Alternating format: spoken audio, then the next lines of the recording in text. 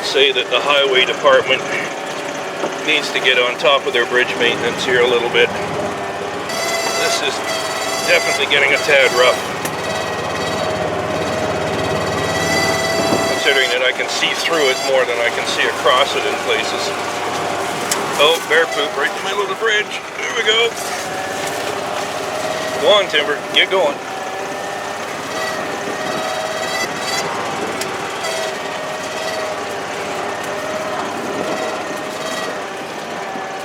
Gee whiz, not getting any better.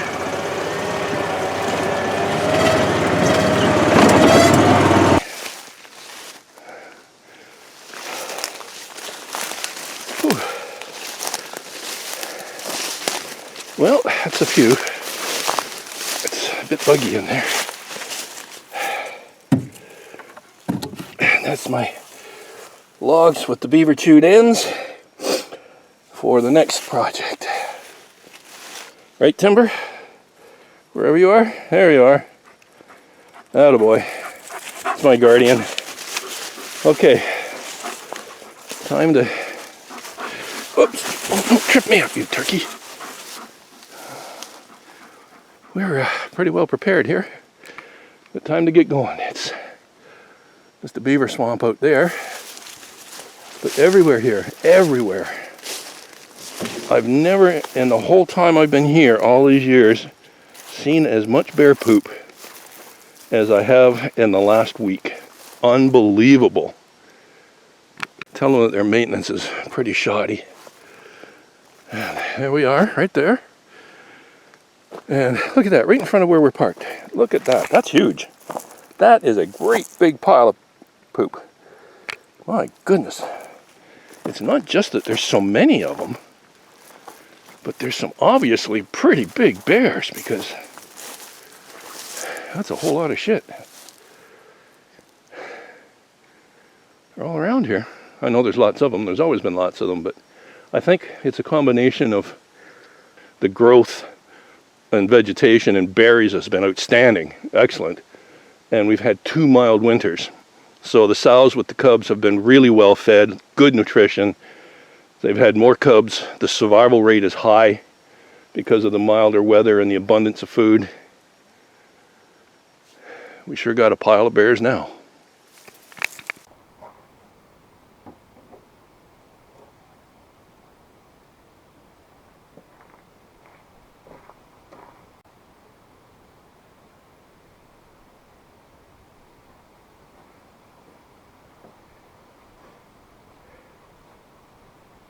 Can you believe that?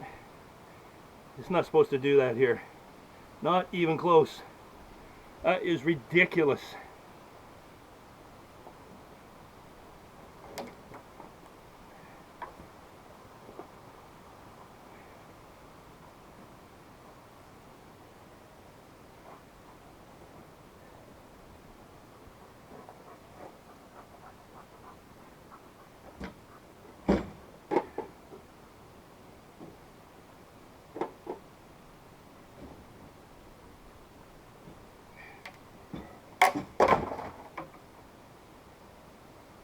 Now, 2 pieces for the headboard and the 2 widths, or the 2 uprights for the footboard. There are going to be 2 pieces across on each of these pairs. So there'll be one here across between these 2 and another one down lower. The lower one will be as straight as I can get it because that will be part of the support for the box spring or whatever I put under the mattress. So the top one can be any shape it wants. I'm tempted to take something like this, which has all kinds of little twisty stuff in it, and I'll cut it nice and square to the width I need, and put that across here and have a kind of a nice wavy top on it, and then a straight one on the bottom, which you won't see anyways. And the same with this one here. There'll be another straight one on the bottom at exactly the same height, so that the bed will be level.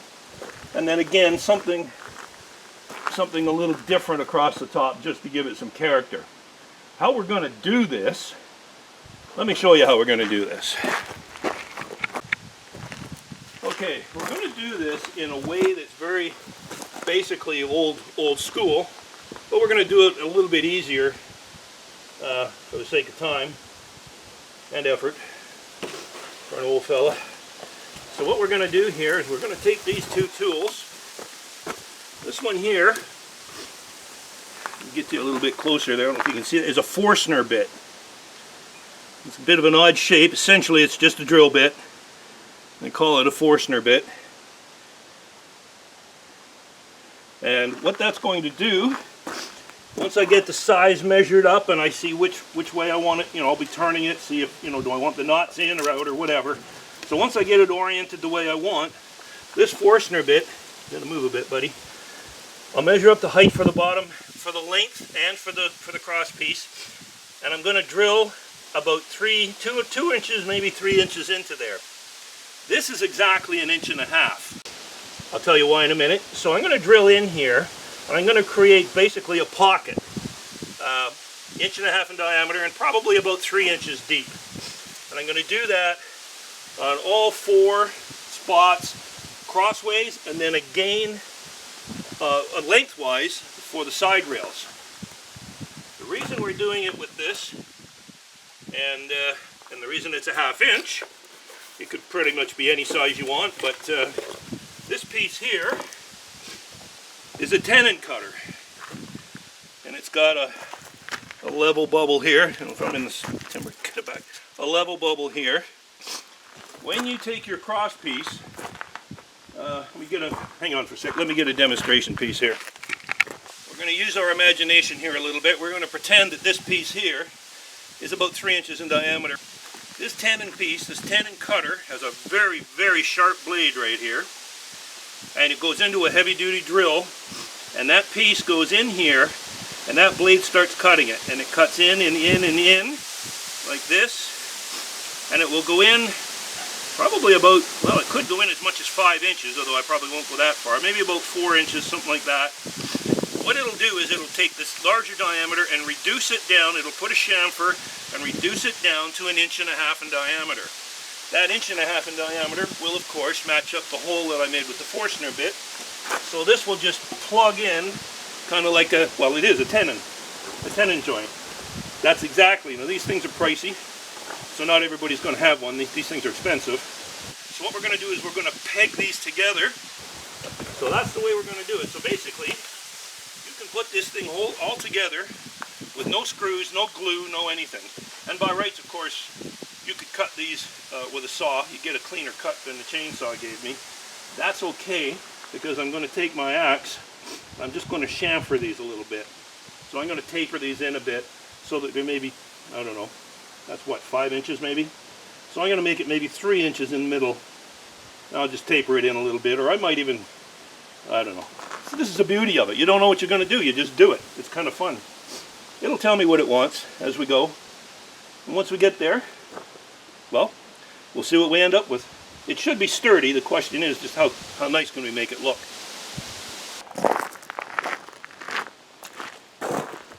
Okay, skeeters. I'm going to show you, I've gone ahead and done some of the work here. I'll show you, it was a bit rainy, so I was doing some of it up on the deck there and some of it down here. And filming just wasn't a good thing. So this is a fairly heavy-duty drill with a 1/2 inch chuck. And this is my tenon cutter. Bring it up closer to you. You can see that this is 1.5 inches diameter inside, there, right in there.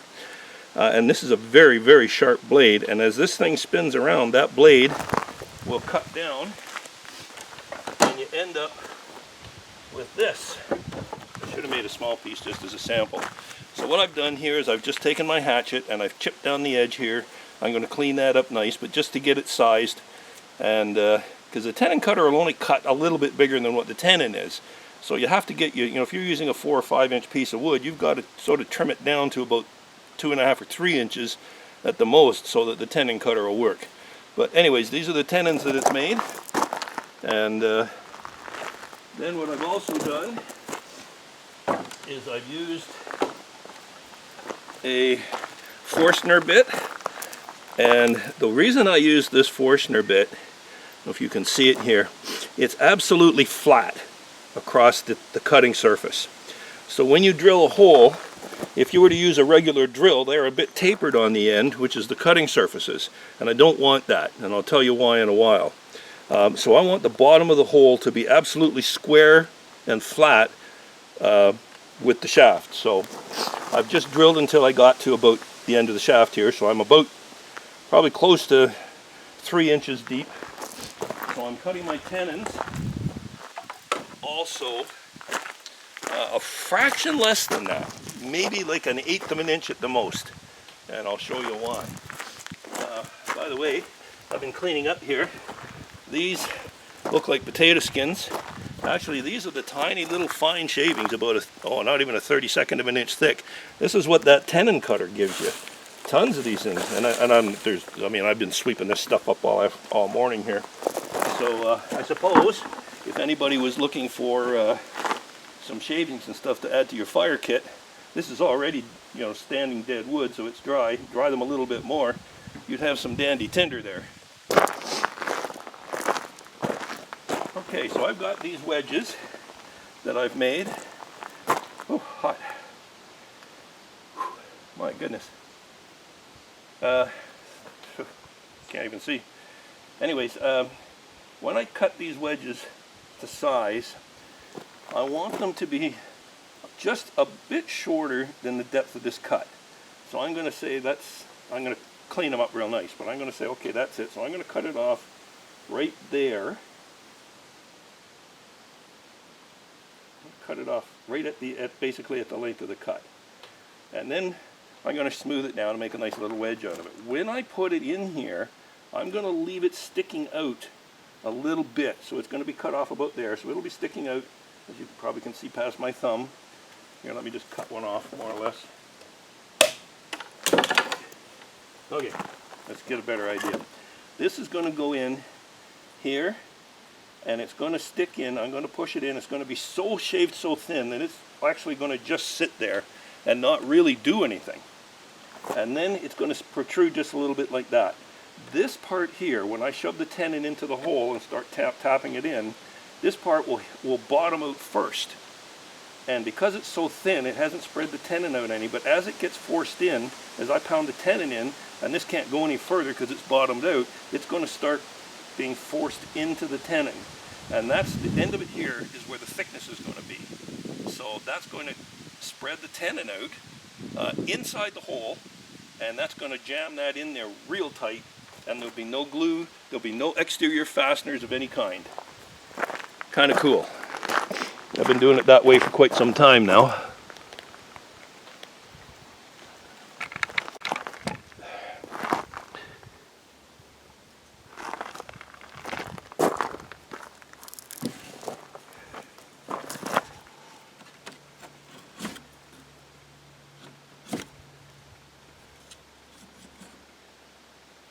Now I want that just paper thin at the end here. I don't want that to have any drag when it first goes in, or I'll have an awful hard time. I may not get the tenon in all the way if it drags too soon.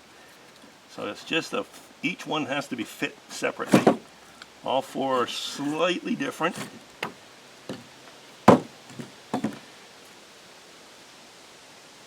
So you can see the idea here that this is going to taper even faster. This is going to be very thin, and then it's going to suddenly get wider. And it will eventually there we go. That's looking not bad actually. Come up a little higher maybe. This will be cut off, so I'm going to measure that. I'm going to cut that off right about here. That's about the length of the slot that I've made. So I'm going to cut it off about here, and this is going to go in the end of this slot. And it's not really spreading it yet because I'm going to thin it down actually slightly more, because I don't want it to spread it too soon. And it'll cut off about there. When I force it in here, about this much of it, that little bit there, maybe 3/16 of an inch or so, will stick out over the end here. And as I said, as I pound this into the hole, this tenon into the hole, it's going to eventually bottom out on this wedge, and the wedge will be forced into the slot as I pound the tenon in, and that will spread the tenon and make a really, really tight joint. Now you could add glue if you really wanted to, or if it was for a young couple, this bed, you know, if you're pretty athletic, you might want to have a little more support, but this is actually going to be a pretty good joint. You want to make sure at this point that you really get your orientation right as far as the direction or the angle or whatever you want these things to go at, because if you get it in there wrong, once you've got it wedged like this, chances of getting it back out are less than ideal.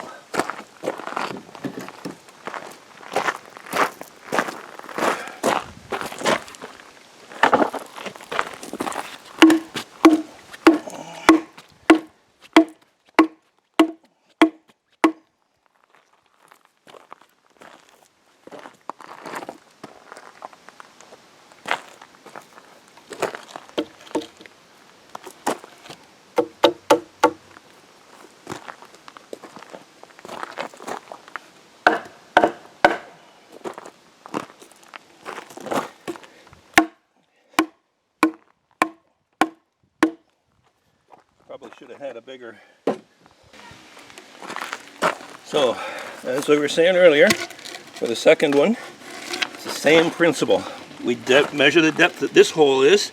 This one's 3 1/4, so it's a little bit more than the last one.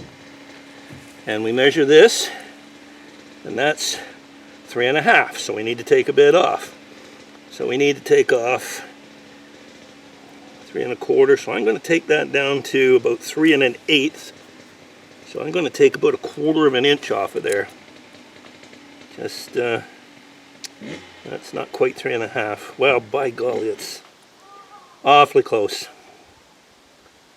Now, we don't have to take much off. Maybe 1/4 of an inch. So we'll do that now.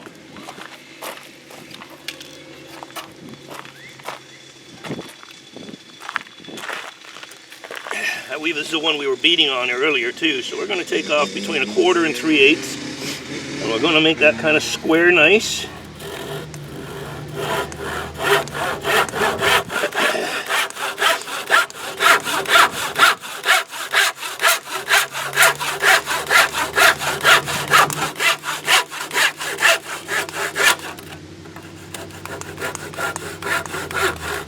Nice and gentle, we don't want any chipped edges. There we go. Okay, I had trouble with this one right from the beginning because I don't know if you can see it, but there's a big knot right there, and it goes right up the side and into the base. And there should be the nice, whoops, there should be the nice taper here, and I don't have it because it kept chipping on that knot and it made it jump. So I'm going to have to use the hatchet and just bevel that a little bit to make it look a little nicer. So it's the very same thing again. I've just chiseled out, or used my hatchet. I've made another little wedge, and it has to be narrower than here. You don't want it too much narrower, but it can't be wider, or of course it won't fit in the hole. So that just starts there, and they're thin. Like there's only, it goes from nothing to maybe 1/8 of an inch, just enough to spread that, because this goes in here, not snug, but not bad. So I wish it was a little better fit actually. So I'm going to start that in there, same as the other one, and then as I pound it in, this will bottom out and it'll start to drive that wedge in as I push the tenon into the hole, and it'll expand this tenon a little bit and lock that in nice and tight. You know, you have to make sure that you've got your measurements right on the length of your tenon, the depth of your hole, and just enough thickness here. If it's too thick, it'll jam it before you get it all the way in. You know, you may only get it in 1 inch or 1.5 inches, and it'll jam up tight, and then you'll have all the rest of this sticking out, which you don't want. So you got to kind of try to judge it pretty carefully to get that to go in just the way you want it. So I'm going to do that with all 4 joints. I've done the one. This will be the second one. I'm going to do the other 2, and then I'll bring you back and show you where we are, what it looks like when it's basically assembled.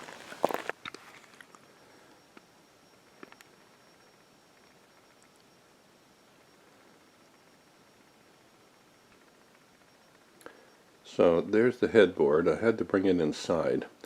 It's not quite finished. There's one more piece I want to put in, but we've had a week of steady, heavy storms here, pouring rain, thunder, the whole bit, and I didn't want the joints to get wet and loosen, so I had to bring it inside. So I'll just leave it at that. I'm going to put the other piece in inside here. I'm not going to take it back out. But that gives you a good idea of how this all works, and the style is anything you want it to be. It's a lot of fun, a little bit unique, just kind of interesting, things I like to enjoy. Everybody have a great week. Have a good day. We'll see you all down the trail.